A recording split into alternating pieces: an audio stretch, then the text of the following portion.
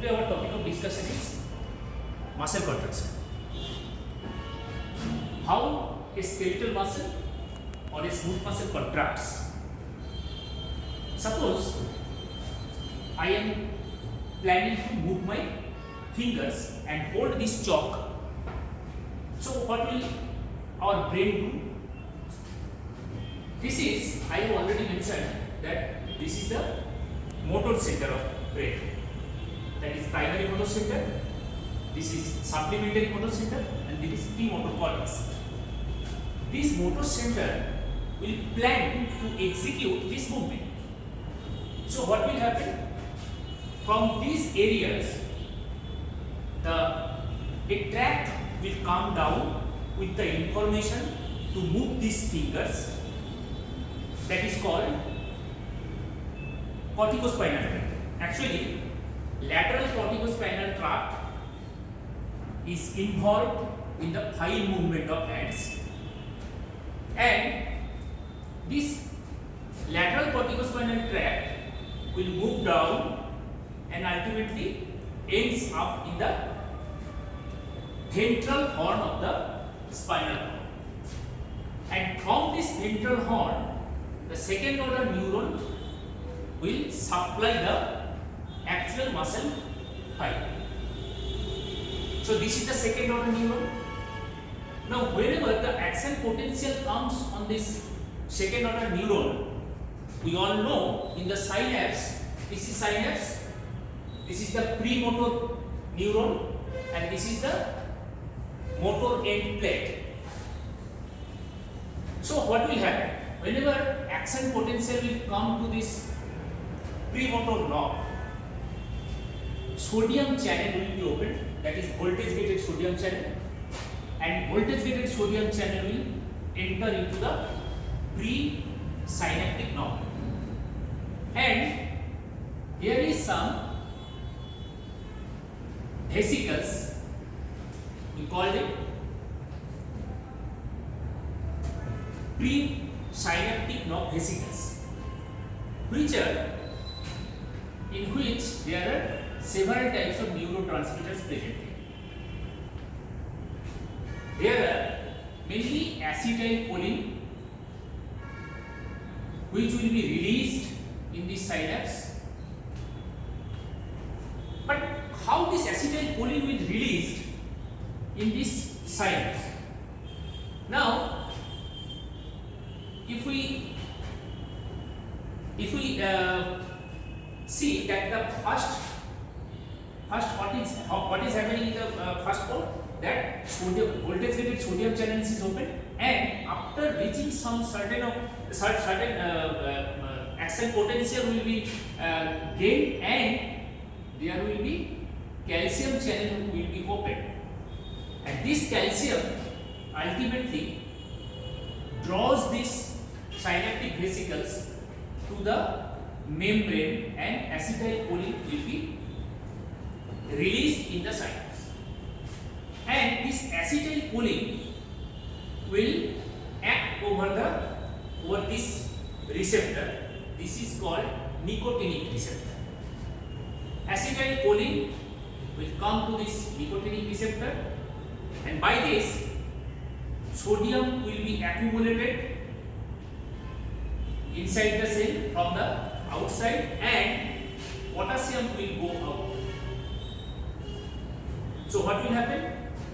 Inner side of the cell membrane will be depolarized, and after gaining some sort of positive charge, this is voltage gated sodium channel, that will open. So here more positive charge will be acquired in this membrane. So what will happen? Action potential will be developed, and it will traverse to the TT loop, and here DHP receptors are present, which is also voltage gated calcium channel, that will mechanically pull out this RYR receptor from the sarcoplasmic reticulum. In the sarcoplasmic reticulum, there are calcium which is stored with the calsequestrin molecule. Now this calcium will come in the sarcoplasm. This calcium will ultimately act over this complex. What is this? This is Z line. Actually, this is the sarcomere part, the contractile unit of the sarcomere part. This is Z line. This is the M part. This is the I part, and this is the M line. This is A part. Now, this calcium will come to this actin, and there is a special protein which is called troponin. Whenever calcium is attached to this troponin C part, it will open calmodulin and draws this calmodulin to the lateral side. So what will happen? The actual actin part, which will make a cross bridge with the myosin head, will be opened. Now, this is the cross bridge cycle. We all know that in a contractile unit, I have already discussed that this is Z line. These are the actin filaments, the yellow one, and this violet one is tropomyosin, and this pinkish line is the A line,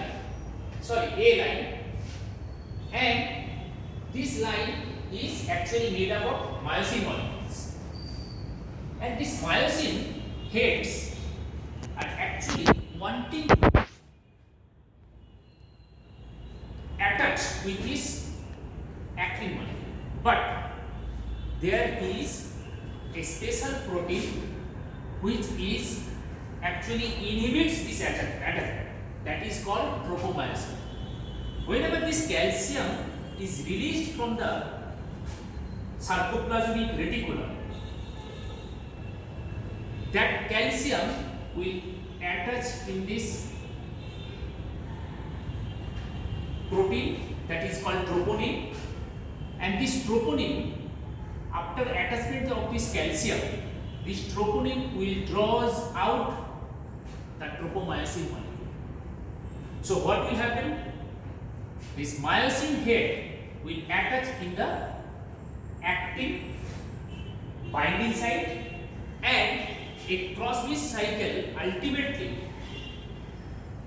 draws the muscle Z line towards the M line. So ultimately a contraction will happen. Firstly, in this is a cross bridge cycle. In this cross bridge cycle, a muscle will contract and relaxation will be occur. But how this contraction and relaxation will be occur, that is the microscopically what will be seen, that is derived in this cross bridge cycle.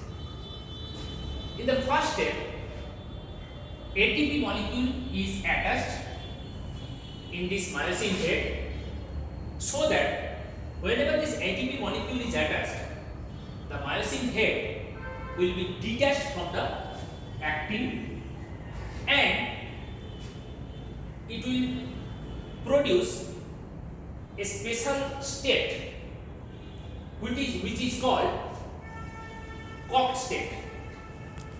After this state, the myosin head, which is now ATP binded, hydrolysis will be occurred, so that ATP will be converted to ADP and inorganic phosphate. And after attachment of calcium, the tropomyosin is also detached, and ADP and PI is attached to this myosin head. So what will happen? The myosin head will attach to the actin molecule, and after detachment of that ADP and PI, a power stroke will be generated, so that the actin molecules will come towards the M line and Z disc will be contracted. But after the new molecule of ATP is attached to this site, then this cycle will be repeated and the myosin head will be detached from the actin molecule. This is cross-bridge cycle. Now, what will be happen in the smooth muscle cell? In the smooth muscle cell, there are two types of smooth muscle cell. One is multi-unit smooth muscle cell that are actually seen in the iris, lens muscles, vascular smooth muscles, tunica media, and these are visceral smooth muscles or single unit smooth muscles. These smooth muscles are actually seen in the GI tract and urogenital tract. There are several channels which actually joins every unit of muscles, and in this smooth muscle it is different from the sarcomere of the skeletal muscle. How? In the sarcomere we have seen Z line, we have seen thin filament, this is thick filament, and tropomyosin, troponin, and here these are the dense bodies present here, and dense bodies are attached with another type of protein, and these proteins, dense bodies, are also attached with the muscle, smooth muscle cell membrane with some special protein, and there are also actin and myosin. These are the actin molecules, and these iodoic molecules are the thick filaments, that is myosin molecule. Now, how it is contracted? The first thing, suppose we are taking some food. After taking food, our stomach will be distended. So this distension will cause calcium entry in the cell, and that will produce positive charge, and there are some leaky potassium channels also that will cause negative charge. So accumulation of positive charge and accumulation of negative charge, that will produce the RNP like this, like a sphenoid, and if it is much positive, then voltage gated calcium channel will be open. This area, this invagination is called calveoli, which is corresponding to T-tubule of the skeletal muscle, and here the calcium channels will be open and much more calcium will be accumulated in the cell. Now this calcium will produce calcium calmodulin complex in the visceral smooth muscle, and this calcium calmodulin complex which activate myosin light chain kinase and deactivate these two molecules. These are calponin and caldospin. These molecules are actually inhibitor of ATP esterase. Now, whenever calcium calmodulin complex is produced by the intercellular rise of the calcium, it will produce myosin light chain complex and it will inhibit this calponin and calmodulin. So what will happen? This myosin light chain kinase will attach a phosphate molecule in the cross-bridge cycle. So And the third step, firstly, this is the actin molecule, this is the tropomyosin molecule, and this is the myosin molecule.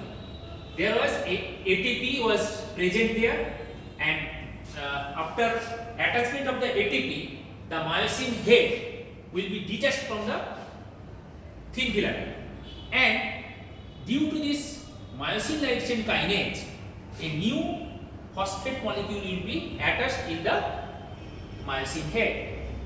So what will happen after this?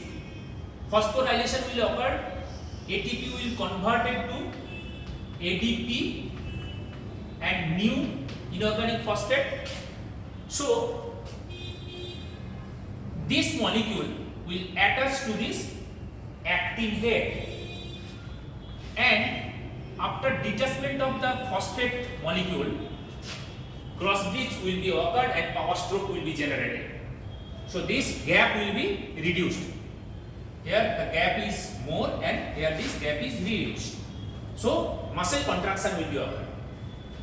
And in this step, the remaining ADP will be loosed and new set of ATP will be attached to this cycle. So what will happen? During ATP attachment, the myosin head will be detached from the thin filament. This is the cross bridge cycle of skeletal muscle, and this is the smooth muscle cross bridge cycle. There are some basic differences. Now, if we apply acetylcholine to this visceral muscle, what will happen? This is a special type of channel. This is called M3 receptor. Whenever acetylcholine is attached to this head, it will produce GQ protein, which will activate phospholipase C, which will activate the phosphoenol pyruvate 2, and PIP2 will produce DAG and IP3, and this IP3 will help to release calcium from the sarcoplasmic reticulum of the visceral smooth muscle. So ultimately what will happen? Calcium will be rise in the cell, in the inner side of the cell. So calcium calmodulin complex will be produced much more. So MLCK explication will be more. So cross bridge will be repeated. This is the basic concept of the smooth muscle contraction. Now, what are the differences of skeletal muscle and smooth muscle contraction? Firstly, there are clear-cut sarcomeres present here, and there are T-tubules in the sarcomere, but here sarcomeres are not present, and just like T-tubule, there are alveoli present in the visceral smooth muscle. They can be, smooth muscles can be multi-unit or single unit, but in the skeletal muscle there are no such differences.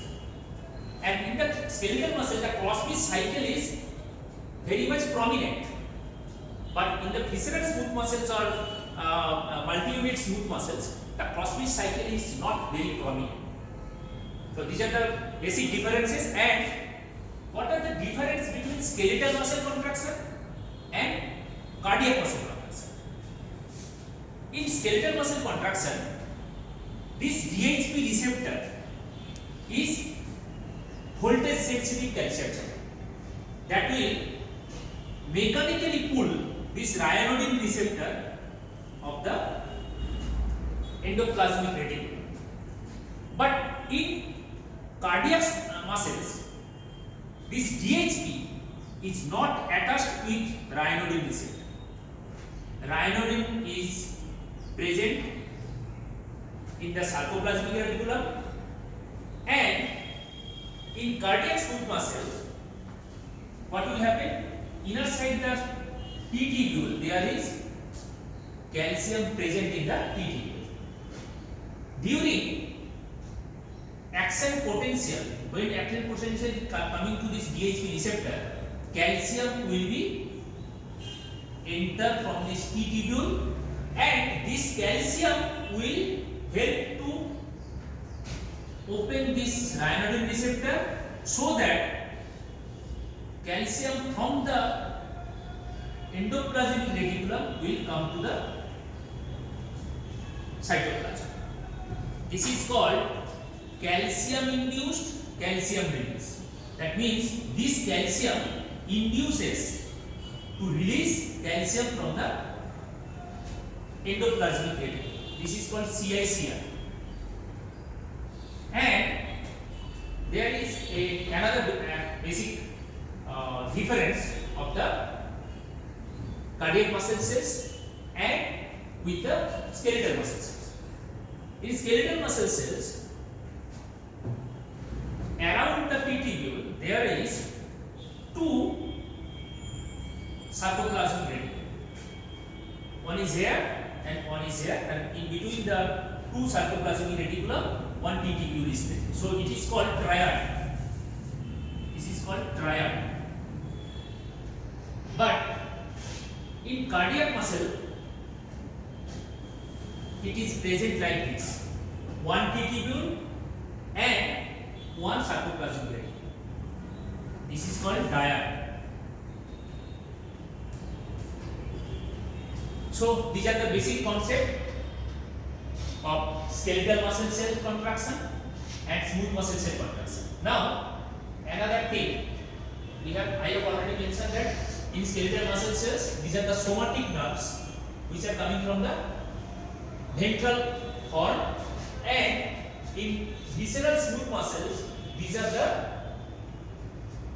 autonomic nervous system ganglion.